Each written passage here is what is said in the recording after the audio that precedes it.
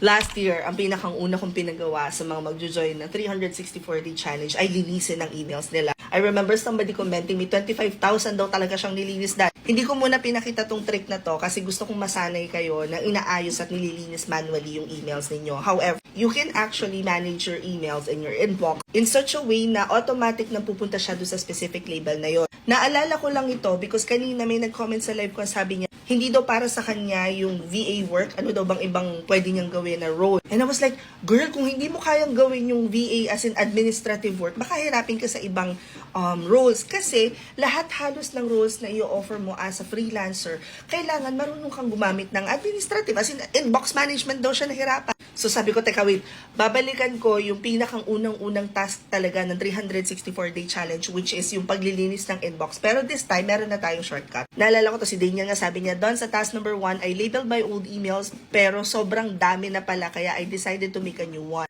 Now, kung gusto mong pagpraktisan yung old email mo, here's how it goes. So, kunwari, ito na lang yung email na pagpapraktisan natin, ha? I get emails from Zillow.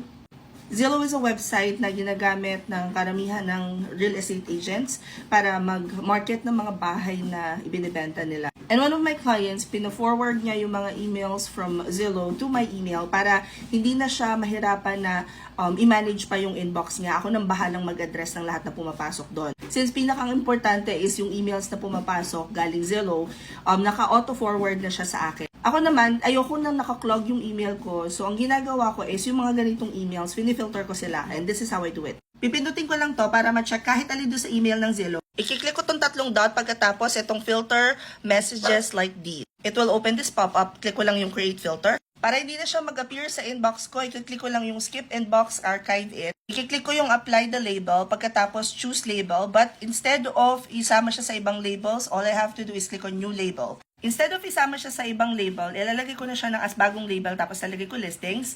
Now, in any case na meron na kayong label tapos nakaayos na ng kagaya nito yung inyong mga folder, all you have to do is just add it there.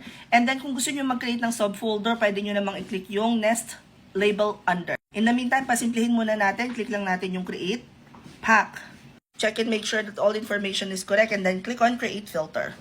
Another way to do this is i-check nyo ulit yan, tapos i-click nyo ulit itong tatlong button, tapos filter messages like this. And instead of using has the words, ilagay nyo dito yung email na gusto nyong i-filter kung saan nanggagaling yung mga emails na gusto nyong isama doon sa folder na yun. So ako bilang halimbawa, gagamitin ko yung daily updates ng Zillow.